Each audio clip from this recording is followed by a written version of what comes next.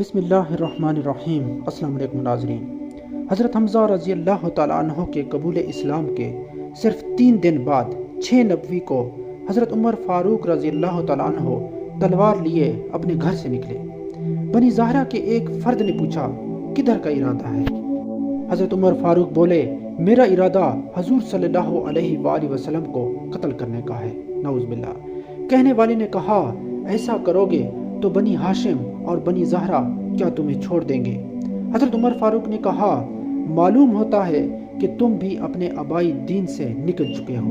اس پر اس شخص نے کہا، ایک بات کہوں تو بے حد حیرانی ہوگی، تمہاری بہن اور بہنوئی بھی اس نئے دین میں داخل ہو چکے ہیں۔ اب تو حضرت عمر بن خطاب بے حد غضبناک ہوئے۔ اسی حالت میں اپنی بہن اور بہنوئی کے پاس پہنچے۔ وہاں حضرت خباب رضی اللہ تعالیٰ عنہ بھی کہیں چھپے بیٹھے ہوئے تھے۔ بہن کے گھر میں داخل ہوتے ہی حضرت عمر فاروق نے کہا، یہ کیا سرگوشیاں ہو رہی ہیں؟ دراصل اس وقت گھر میں سورہ طٰہٰ کی تلاوت ہو رہی۔ بہن اور بہنوئی نے راز کا اخفا کرنا چاہا اور بولے، ہم لوگ آپس میں کچھ باتیں کر رہے تھے۔ لیکن حضرت عمر فاروق نے للکارا، شاید تم لوگ گمراہ ہو چکے ہو۔ اس پر اس کے بہنوئی نے کہا، اگر جس دین پر تم ہو وہی گمراہی کا دین ہے تو پھر؟ اب حضرت عمر بن خطاب آپے سے بہر ہو چکے تھے اور بہنوئی پر جھپٹے اور ان کو دے پٹخا۔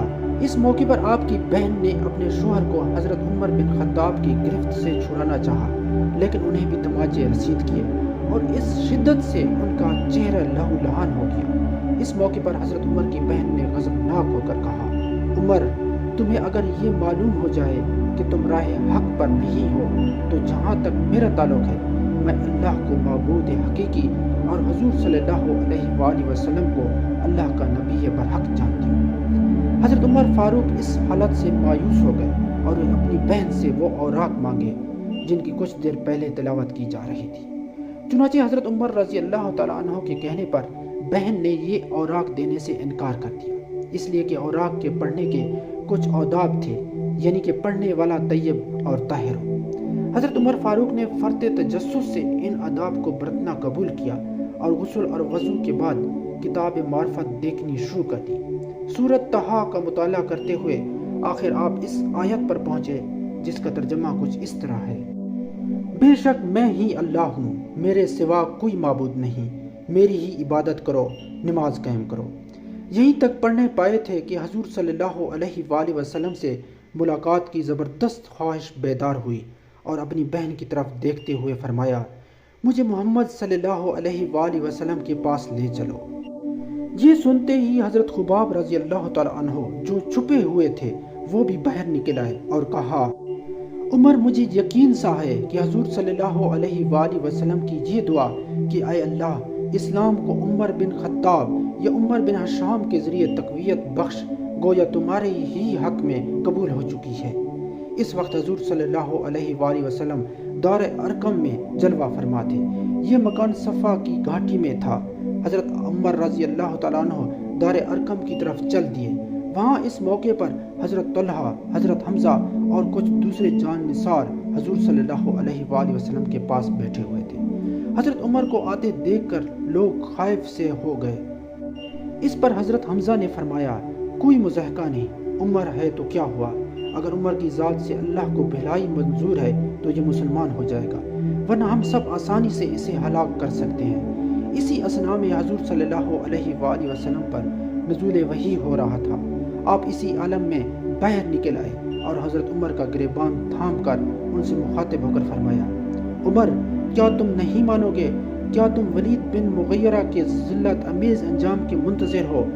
خداوندہ، عمر بن خطاب میرے پاس آ گیا ہے، اسے ہدایت دے۔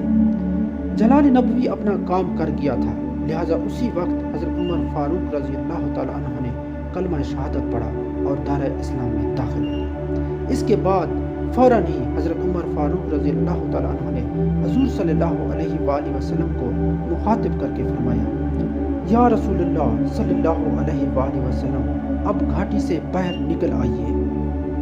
حضرت عبداللہ بن عباس فرماتے ہیں کہ حضرت عمر رضی اللہ تعالیٰ عنہ کے مشرف با اسلام ہو جانے پر دار ارقم میں نشاط کی ایک کیفیت طاری ہو گئی تھی اور مجاہدوں نے اس جوش میں نعرے تکبیر بلند کیے کہ اس کی صدائے باز گشت کعبہ میں سنائی گئی۔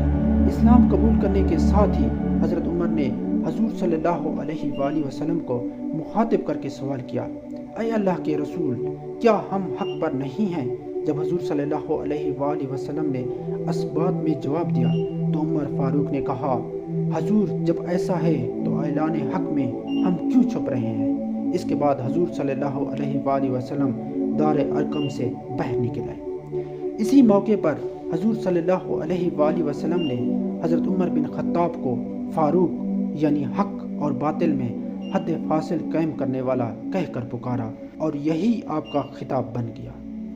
مزید ایسی ویڈیوز دیکھنے کے لیے ہمارے چینل کو سبسکرائب کریں۔ شکریہ۔